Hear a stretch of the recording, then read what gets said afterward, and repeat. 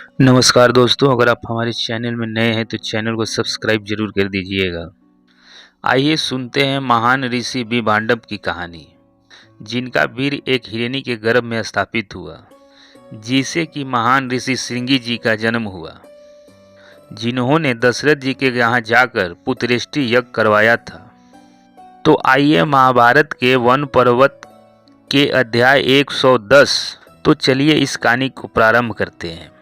एक बार महर्षि लेमस ने राजा युधिष्ठिर को श्रृंगी ऋषि की कथा बताते हुए कहा, श्रृंगी ऋषि का जन्म एक हिरणी के गर्भ से हुआ था और उनके पिता कश्यप मुनि के पुत्र महर्षि विभांडव थे।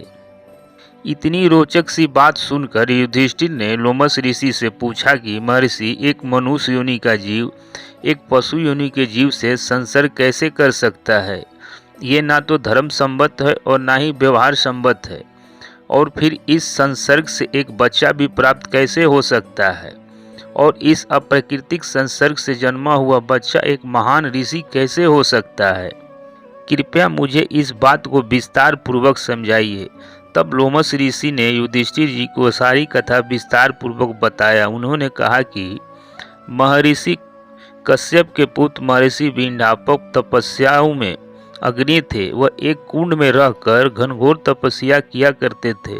उनकी तपस्या इतनी कठिन थी कि उस समय उनके जैसा तपस्या करने वाला इस धरती पर कोई भी विद्यमान नहीं था।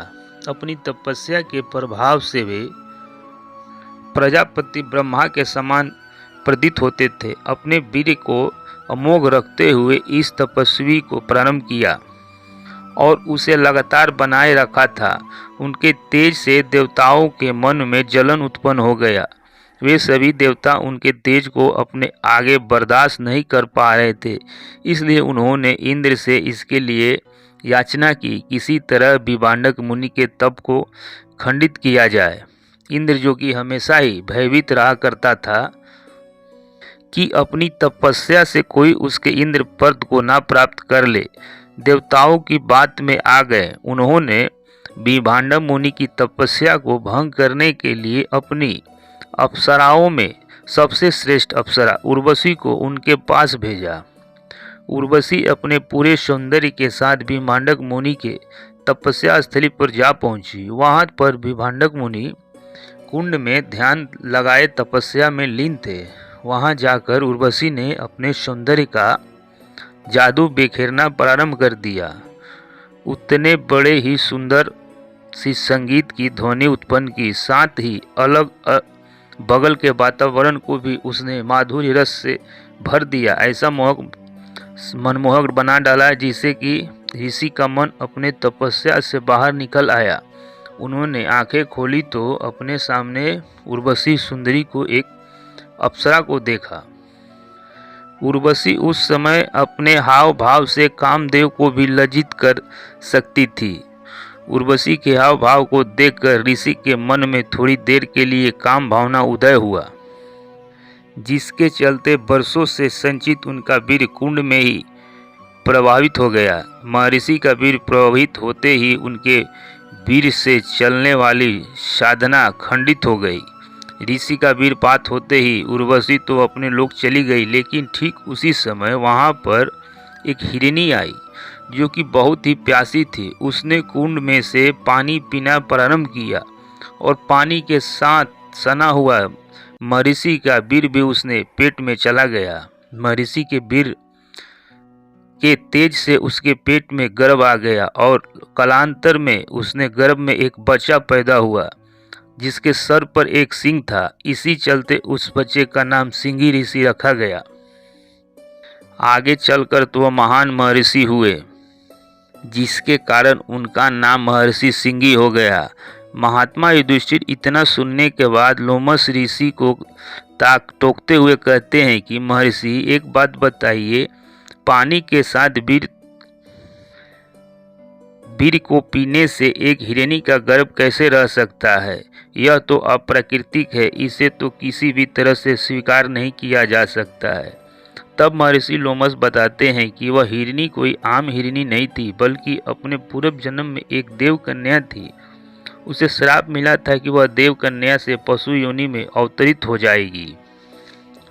ब्रह्मा जी ने उसके श्राप से मुक्ति का उसे उपाय बताया था कि जब भी भांडव ऋषि का वीर्य वह अपने गर्भ में धारण करेगी और एक पुत्र को उत्पन्न कर देगी तो वह श्राप से मुक्त हो जाएगी और वापस देव कन्या बन जाएगी। महर्षि लोमस कहते हैं कि प्रजापति ब्रह्मा की कोई भी बात कभी भी असत्य नहीं हो सकती है और इसीलिए उनकी वाणी को सत्य करने के लिए कभी कभी कुछ परलौकिक चीज़ें भी हो जाती हैं जिन्हें हम सामान्य मनुष्य अपनी मेधा से समझ नहीं सकते।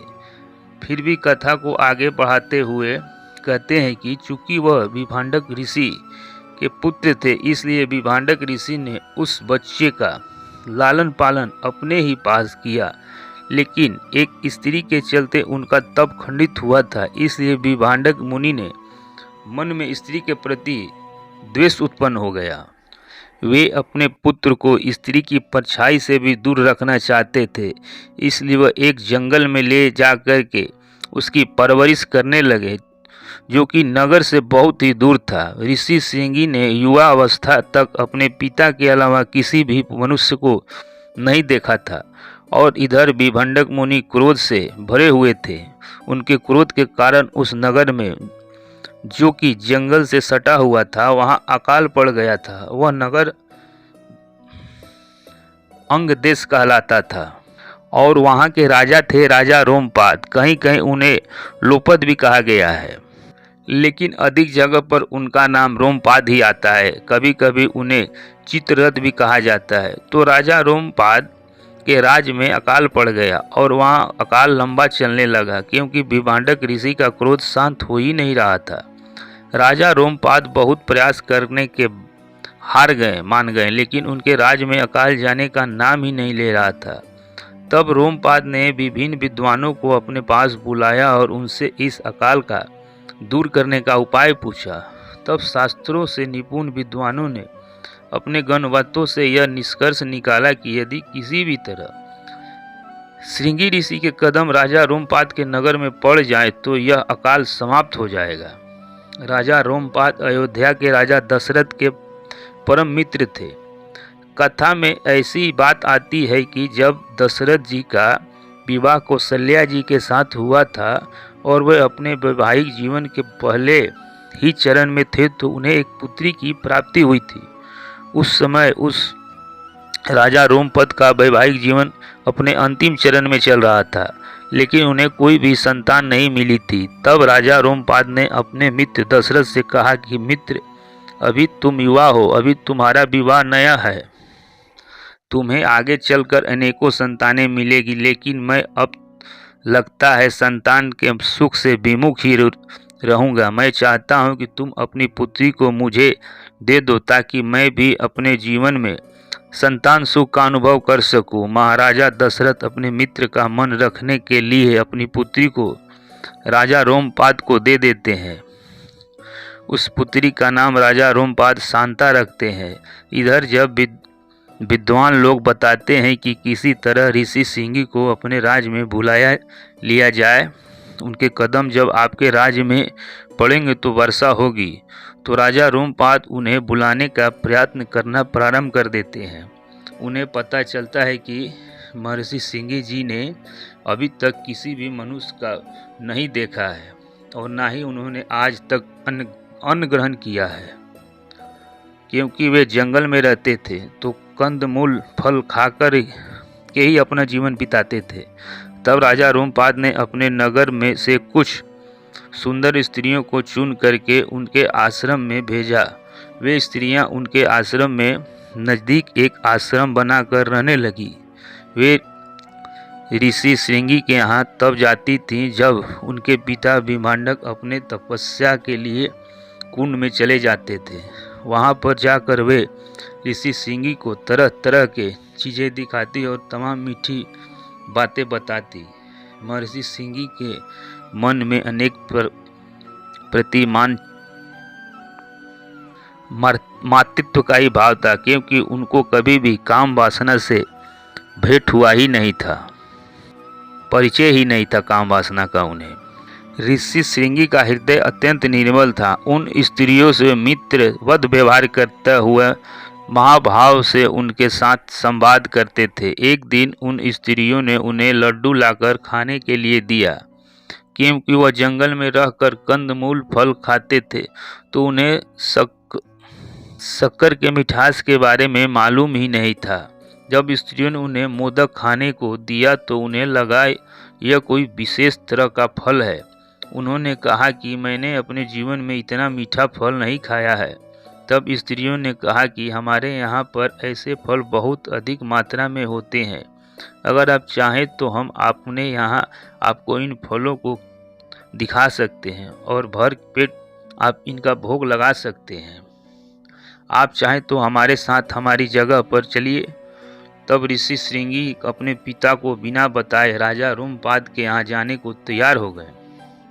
वे उन स्त्रियों के साथ राजा रोमपाद के यहाँ चल गए।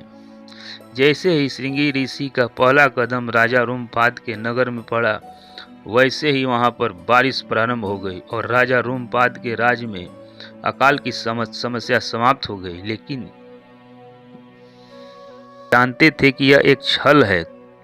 उन्हें यह डर था कि विभांडक ऋषि कहीं वापस आकर उन्हें श्राप न दे दे। इसलिए उन्हें विभांडक ऋषि के उनके महल आने से पहले कुछ न कुछ तो करना ही था। उन्होंने भोले भाले महर्षि श्रृंगी से अपनी पुत्री शांता का विवाह करा दिया। महर्षि श्रृंगी निर्बोध थे। वे विवाह के अर्थ को भी समुचित रूप से नहीं जानते थे, लेकिन शांता उन्हें बहुत ही अच्छी लगी। उनके मन में उनके प्रति प्रेम का आकर्षण भाव जागृत हुआ। इसलिए उन्होंने तत्काल ही अपने हाथ को अपने हाथों में लिया। इतने ही बरसात होती देखकर विभांडक ऋषि समझ गए कि श्रृंगी किसी भी तरह से नगर में चले गए हैं। तो क्रोध में तमतमाते हुए राजा रोमपाद के महल में पधार और वहां पर वे राजा रोमपाद को श्राप देने वाले थे कि उन्होंने देखा कि शांता और महर्षि श्रृंगी का तो आपस में विवाह हो चुका है, पानी ग्रहण स्वीकार किया जा चुका है। अब विभांडक महर्षि और रोमपाद समधी बन चुके थे। फिर वह रोमपाद को श्राप कैसे दे सकते थे? इसलिए विभांडक ऋषि ने अपने क्रोध को समाप्त किया और प्रसन्नता पूर्वक अपने पुत्र वधू और पुत्र को लेकर अपने आश्रम में वापस लौट आए। कालांत में यही महर्षि एक तरह से राजा दशरथ के दामाद थे। उन्होंने राजा दशरथ के लिए पुत्रेष्टि यज्ञ करवाया था, क्योंकि वह एक महान महर्षि श्रृंगी थे जो इस यज्ञ को संपन्न करा सकते थे। क्योंकि पुत्रेष्टि यज्ञ बहुत ही महान यज्ञ होता है और इसे सिर्फ एक निर्मल हृदय का व्यक्ति संपन्न करा सकता है, जिसे कभी पाप के बारे में सोचा भी ना हो। ऐसे महर्षि श्रृंगी ही केवल थे।